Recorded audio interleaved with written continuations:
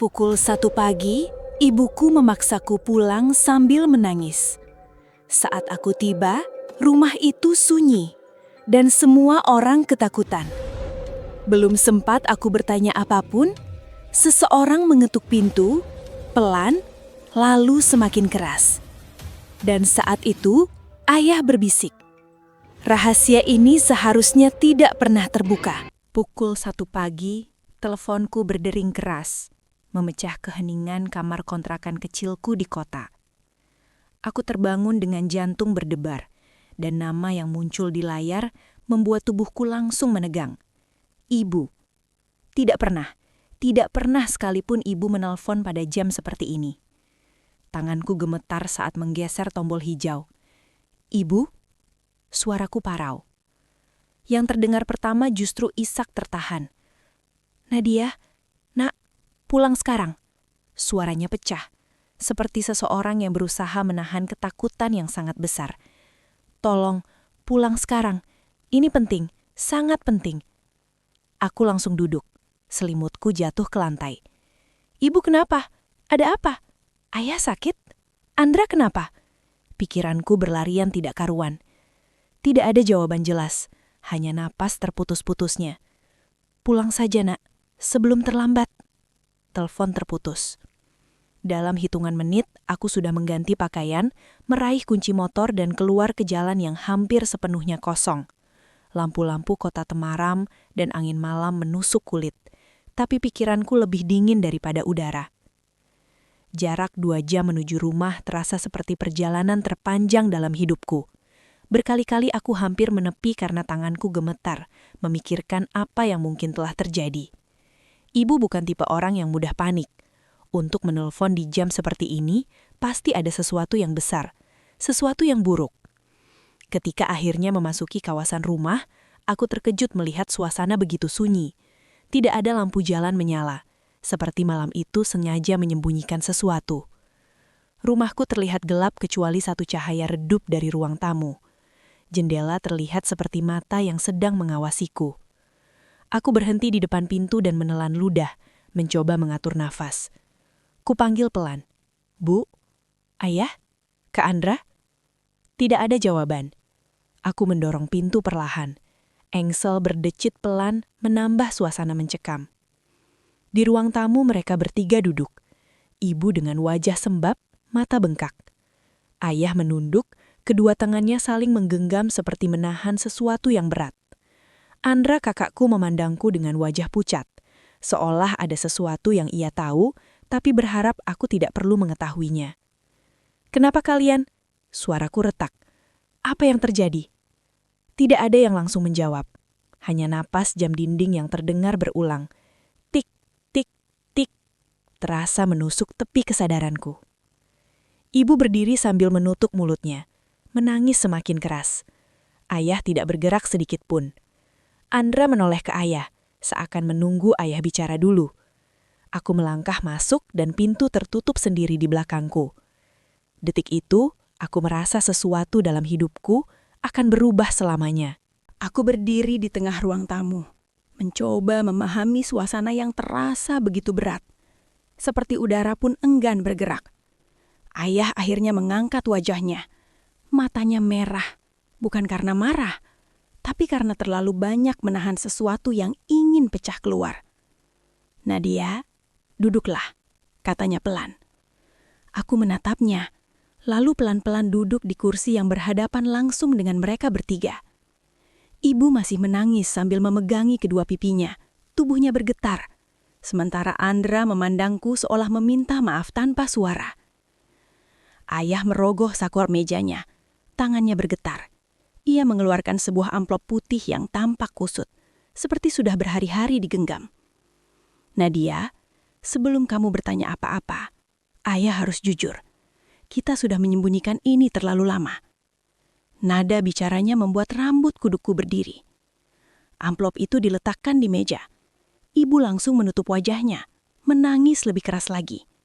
Andra menatap lantai, menghindari tatapanku. Ayah mendorong amplop itu ke arahku. Buka, baca.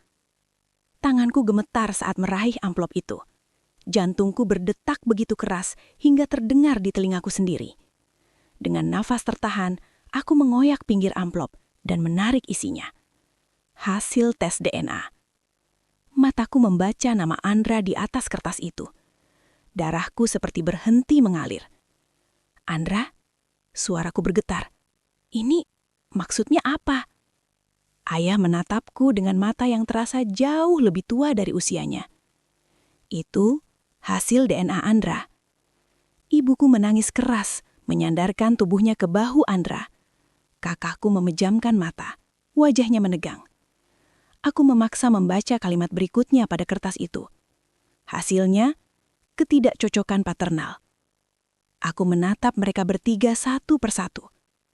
Jadi, Kak Andra bukan anak ayah. Ruangan sunyi. Hanya suara isak ibu yang terdengar. Ayah mengangguk pelan. Itu kenyataan yang kami sembunyikan selama 20 tahun. Aku menutup mulutku dengan tangan. Terkejut, pikiranku kacau. Andra, kakakku, bukan anak ayah. Lalu, selama ini kami hidup dalam kebohongan sebesar ini. Namun sesuatu terasa aneh. Aku melihat cara ayah memandangku. Ada sesuatu di matanya. Sesuatu yang tidak ia katakan. Sesuatu yang lebih gelap. Ayah, kataku pelan. Kalau ini tentang Kak Andra, kenapa ibu menyuruhku pulang tengah malam? Apa hubungannya denganku? Ayah terdiam. Ibu mendadak menjerit. Jangan ya! Ia berusaha menahan ayah, tetapi ayah mengangkat tangannya, meminta ibu diam. Nadia, hasil itu bukan inti masalah. Aku membeku. Ayah merogoh sakunya sekali lagi, mengeluarkan amplop kedua. Yang ini lebih tebal, lebih baru. Nadia, kenyataan yang sesungguhnya ada di sini. Ia meletakkannya tepat di depan kedua tanganku. Aku menatap amplop itu. Rasanya lebih menakutkan daripada apapun yang pernah kualami dalam hidupku. Andra bukan anak kandung ayah. Ayah menarik nafas panjang. Tapi kamu, Nadia, benaknya seperti berperang antara berkata jujur atau tetap diam. Ruang tamu terasa menyempit. Ibu menangis sambil mengguncang kepala, berulang kali berkata, "Maaf, maaf, maaf." Ayah akhirnya berkata, "Kamulah yang bukan anak kandung ayah." Suara ibu langsung pecah menjadi histeris. Andra terhenyak dan memandangku dengan wajah tak percaya. Dunia seolah berhenti.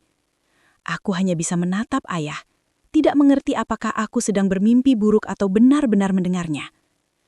Ayah, aku berkata pelan, kalau aku bukan anak ayah, lalu siapa? Ibu langsung menjerit, memeluk lututnya sendiri sambil menangis tanpa suara. Andra berdiri dan memegang bahuku, tapi aku menepisnya secara refleks. Aku tidak marah padanya, aku hanya tidak mampu disentuh siapapun saat itu. Ayah mengusap wajahnya yang basah oleh keringat dan air mata. Nadia, kenyataan yang perlu kamu tahu sekarang bukan soal siapa ayah kandungmu, tapi apa yang terjadi malam ini. Aku menatapnya, bingung sekaligus takut. Ayah melanjutkan, ibumu, dia baru menerima telepon. Seseorang yang mengaku sebagai ayah kandungmu. Jantungku mencelos. Ibu yang sejak tadi menangis tiba-tiba mengangkat wajahnya. Dan di balik air mata itu, ada rasa takut yang begitu dalam. Seperti ketakutan pada sesuatu yang tidak boleh mendekat. Nadia, suara ibu serak dan bergetar. Dia bilang, dia tahu kamu sudah besar. Dan dia bilang, malam ini dia akan datang, menjemputmu. Aku terpaku. Kepalaku menolak memahami kata-kata itu. Apa? Maksudnya apa? Menjemput. Siapa dia? Kenapa tiba-tiba? Ibu menangis lebih keras lagi. Nak, lelaki itu bukan orang baik. Dia bukan orang yang pernah kamu ingin temui. Ayah mengepalkan tangannya. Dia mantan preman. Seseorang yang dulu sangat kasar pada ibumu. Sangat. Ibu menutup wajahnya dengan kedua tangan. Bahunya bergetar begitu hebatnya, sampai-sampai Andra harus memeluknya. Ayah melanjutkan dengan suara serak. Dia dipenjara bertahun-tahun. Kami pikir dia sudah hilang dari hidup kita. Kami pikir dia tidak akan pernah tahu tentang kamu. Darahku seperti berhenti mengalir. Ayah kandungku, seorang preman, seorang yang dulu menyiksa ibuku, seseorang yang baru keluar dari penjara dan mengancam ingin menjemputku. Ibu menangis tanpa henti. Dia bilang kalau aku tidak menyerahkan kamu, dia akan datang sendiri malam ini. Ruangan mendadak terasa dingin, sangat dingin. Aku menelan ludah, tenggorokanku kering. Jadi, itu alasan ibu menyuruhku pulang tengah malam. Ayah mengangguk. Kami ingin kamu aman. Kami tidak tahu apakah dia benar-benar datang atau tidak. Tapi kami tidak lagi bisa menyembunyikan apapun. Tidak setelah ancaman itu muncul. Aku memeluk diriku sendiri. Mataku berkaca-kaca. Rasanya seperti dunia runtuh di sekelilingku. Ibu meraih tanganku, menggenggamnya erat seolah aku bisa hilang jika ia sedikit melonggarkannya. Nadia, maafkan ibu. Ibu hanya ingin melindungimu. Ibu tidak mau kamu disentuh oleh orang itu. Tidak mau. Air mataku jatuh tanpa bisa kutahan. Andra memeluk bahuku pelan. Dan seolah dunia belum memberikan kami cukup ketakutan, tiba-tiba terdengar ketukan keras dari luar rumah. Duk, duk, duk. Suara itu memecah malam, menghentikan seluruh nafas di ruangan. Ibu menjerit. Ayah langsung berdiri dengan wajah tegang. Andra menarikku di belakangnya. Ketukan kedua datang, lebih keras, lebih menuntut, lebih mengancam. Duk, duk, duk. Dan sesuatu di dalam dadaku retak. Pelan-pelan, sakit, hancur. Dan aku tahu, amplop kedua itu berisi kebenaran yang jauh lebih menakutkan daripada yang baru saja aku dengar. Aku memandangi amplop kedua itu dengan tangan yang gemetar. Tubuhku terasa ringan, seperti seluruh dunia mendadak menjauh dariku. Ayah, ibu, Andra, semuanya tampak buram oleh genangan air mataku. Ayah, suaraku terputus. Kalau aku bukan anak ayah, lalu siapa? Ibu langsung menjerit, memeluk lututnya sendiri sambil menangis tanpa suara. Andra berdiri dan memegang bahuku, tapi aku menepisnya secara refleks. Aku tidak marah padanya. Aku hanya tidak mampu disentuh siapapun saat itu. Ayah mengusap wajahnya yang basah oleh keringat dan air mata. Nadia, yang perlu kamu tahu sekarang bukan soal siapa ayah kandungmu, tapi apa yang terjadi malam ini. Aku menatapnya, bingung sekaligus takut. Ayah melanjutkan. Ibumu, dia baru menerima telepon. Seseorang yang mengaku sebagai ayah kandungmu. Jantungku mencelos. Ibu yang sejak tadi menangis tiba-tiba mengangkat wajahnya. Dan di balik air mata itu ada rasa takut yang begitu dalam. Seperti ketakutan pada sesuatu yang tidak boleh mendekat. Nadia, suara ibu serak dan bergetar. Dia bilang, dia tahu kamu sudah besar. Dan dia bilang, malam ini dia akan datang menjemputmu. Aku terpaku. Kepalaku menolak memahami kata-kata itu. Apa maksudnya menjemput? Siapa dia? Kenapa tiba-tiba? Ibu menangis semakin keras. Nak, lelaki itu bukan orang baik. Dia bukan orang yang pernah kamu ingin temui. Ayah mengepalkan tangannya. Dia mantan preman. Seseorang yang dulu sangat kasar pada ibumu. Sangat. Ibu menutup wajahnya dengan kedua tangan. Bahunya bergetar begitu hebat sampai-sampai Andra harus memeluknya. Ayah melanjutkan dengan suara serak. Dia dipenjara bertahun-tahun. Kami pikir dia sudah hilang dari hidup kita. Kami pikir dia tidak akan pernah tahu tentang kamu. Darahku seperti berhenti mengalir. Ayah kandungku seorang preman, seorang yang dulu menyiksa ibuku, seseorang yang baru keluar dari penjara dan mengancam ingin menjemputku. Ibu menangis tanpa henti. Dia bilang, kalau aku tidak menyerahkan kamu, dia akan datang sendiri malam ini. Ruangan mendadak terasa dingin, sangat dingin. Aku menelan ludah, tenggorokanku kering. Jadi itu alasan ibu menyuruhku pulang. Ayah mengangguk. Kami ingin kamu aman. Kami tidak tahu apakah dia benar-benar datang atau tidak. Tapi kami tidak bisa lagi menyembunyikan apapun, tidak setelah ancaman itu muncul. Aku memeluk diriku sendiri, mataku berkaca-kaca. Rasanya seperti dunia runtuh di sekelilingku. Ibu meraih tanganku, menggenggamnya erat seolah aku bisa hilang jika ia sedikit melonggarkan genggamannya. Nadia, maafkan ibu. Ibu hanya ingin melindungimu. Ibu tidak mau kamu disentuh oleh orang itu. Tidak mau. Air mataku jatuh tanpa bisa kutahan.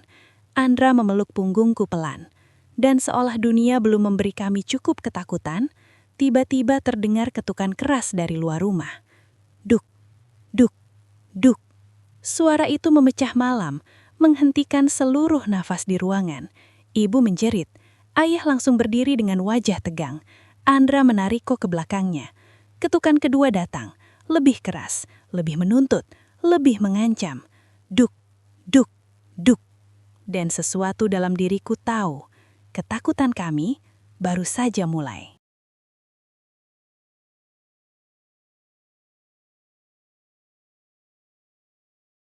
Duk, duk, duk.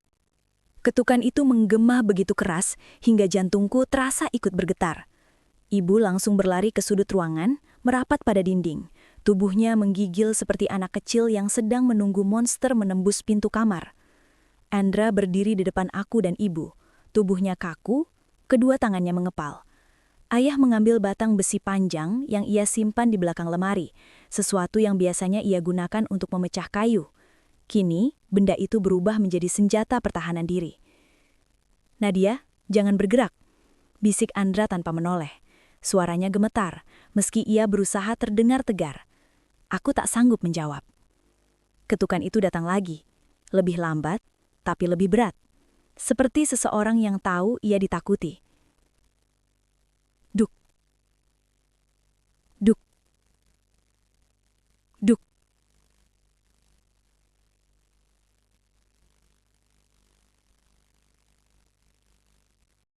Aku memegang amplop coklat itu erat-erat. Seolah jika aku tidak menggenggamnya cukup kuat, kebenaran di dalamnya akan terbang dan hilang begitu saja. Ruang tamu terasa semakin sesak. Ayah duduk perlahan, lelah, seperti baru saja berjuang melawan sesuatu yang tidak terlihat.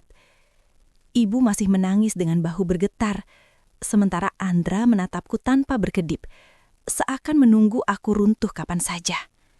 Nadia, suara ayah pelan. Bukalah kalau kamu siap. Aku menggeleng. Aku tidak tahu apakah aku siap. Namun tangan ini bergerak sendiri, merobek ujung amplop. Di dalamnya ada satu bundel kertas dan sebuah foto memudar. Seorang pria muda berwajah keras, tatonya samar-samar terlihat, berdiri di depan sebuah bengkel kecil.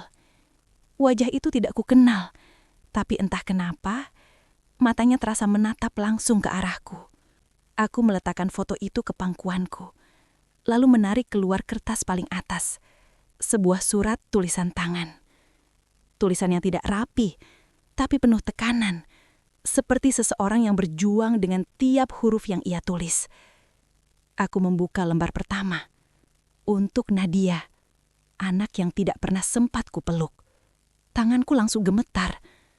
Aku tidak pernah menjadi ayah, tidak untuk siapapun, dan aku paling tidak pantas menjadi ayahmu. Ibu menunduk dalam-dalam, seakan setiap kata dalam surat itu adalah cambuk yang memukulnya. Aku menelan ludah dan melanjutkan. Dulu, aku menyakiti ibumu. Aku membuatnya takut. Aku menghancurkan hidupnya. Dan ketika aku tahu ia mengandungmu, aku pergi.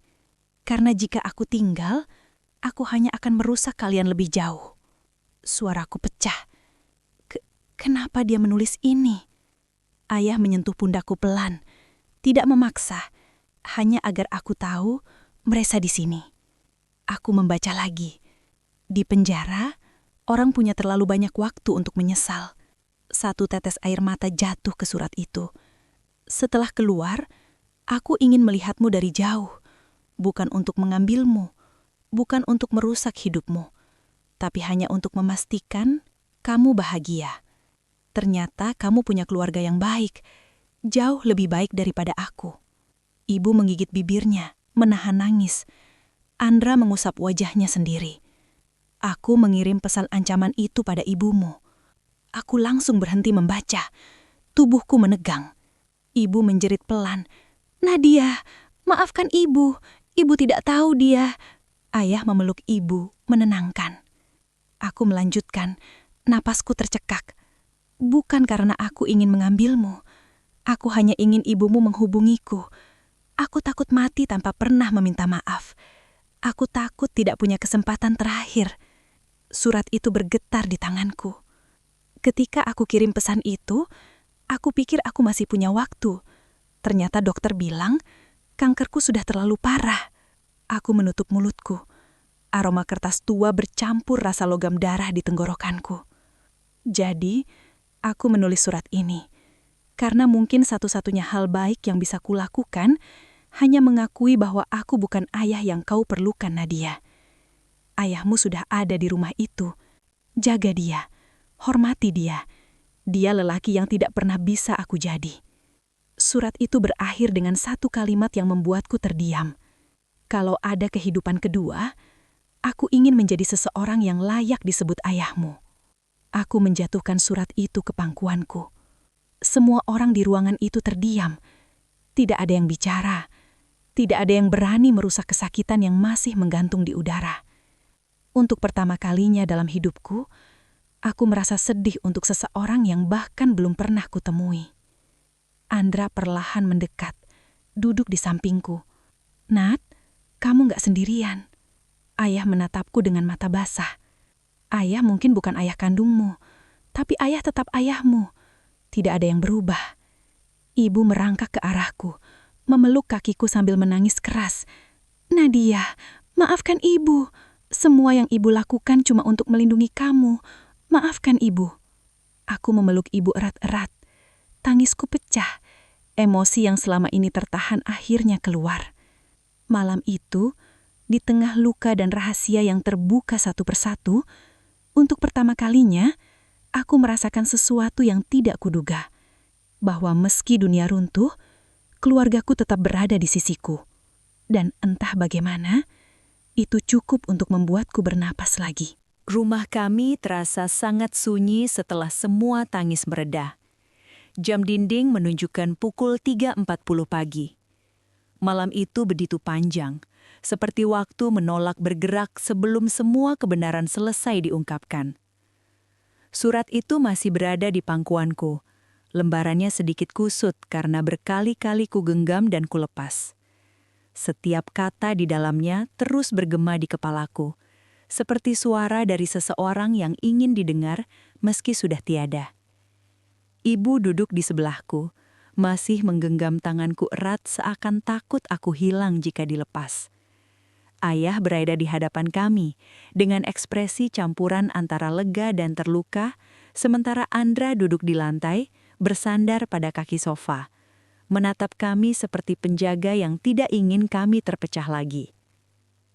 Nadia, suara ayah pecah. Ayah minta maaf, karena terlalu lama menyembunyikan semua ini. Aku menggeleng pelan. Bukan salah ayah. Tidak ada yang salah lagi sekarang. Ayah menutup wajahnya. Ayah takut kamu membenci kami. Aku menatapnya lama, lalu aku bergerak maju, memegang tangannya. Kalau aku harus memilih 1000 kali, aku tetap ingin dibesarkan ayah. Biarpun bukan darah ayah yang mengalir di tubuhku, ayah tetap orang yang mengajariku berjalan, mengajariku membaca, mengantar aku sekolah. Air mataku jatuh. Ayah tetap ayahku. Ayah langsung menarikku dalam pelukannya, memegangi belakang kepalaku seolah aku anak kecil yang dulu selalu ia gendong. Tubuhnya bergetar hebat, menahan semua emosi yang tertahan bertahun-tahun.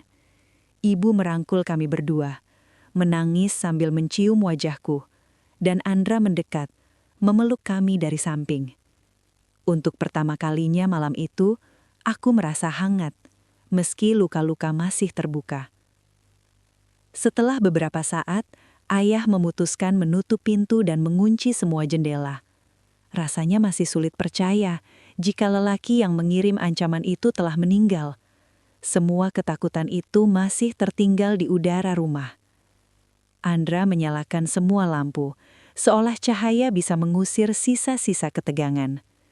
Aku kembali menatap surat itu. Aku ingin membaca satu bagian lagi, kataku pelan. Ibu dan ayah saling menatap, lalu mengangguk. Aku membuka halaman terakhir. Ada satu paragraf yang sebelumnya tidak sempat kubaca karena terlalu banyak emosi. Nadia, jika kau membaca ini, berarti aku sudah tidak ada. Biarkan semua dosa dan masa laluku berhenti bersamaku. Jangan mencari makamku, jangan tangisi aku. Satu hal yang kuminta, hanya satu. Jangan pernah merasa kau lahir dari seseorang yang salah.